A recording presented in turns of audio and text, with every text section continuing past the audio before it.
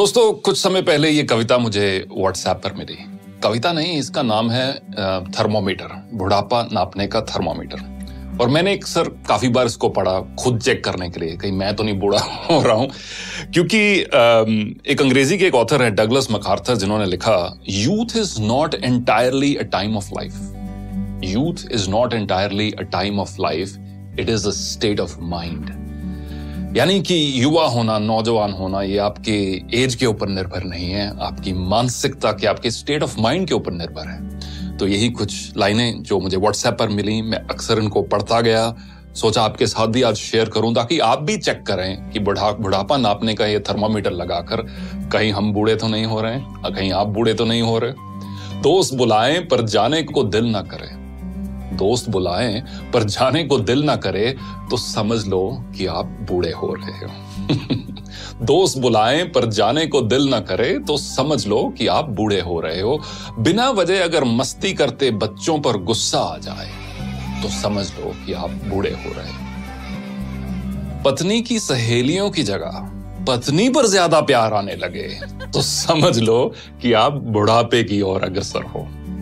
धमाल मस्ती वाली फिल्मों की अगर आलोचना करने लगो तो समझ लो कि आप बूढ़े हो रहे हो। अगर मस्त महफिल जमी हो और उस दौरान दोस्तों को मशवरा देने लग जाओ तो समझ लो कि आप बूढ़े हो रहे हो। डगलस मैकार्थर की वही कहावत, youth is not entirely a time of your life, it's a state of mind. अगर नए कपड़े खरीदने की इच्छा कम हो रही हो, अगर नए कपड़े खरीदने की इच्छा कम हो रही हो तो समझ लो कि आप बूढ़े हो रहे हो।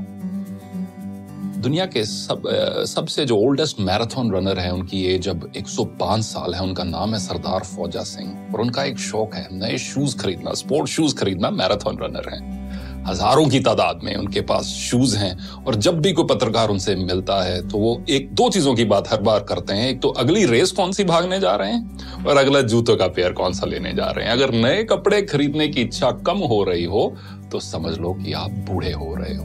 हर बात में युवाओं के फैशन पर टिप्पणी करने लगो तो ये समझ लो कि आप बूढ़े हो रहे हो।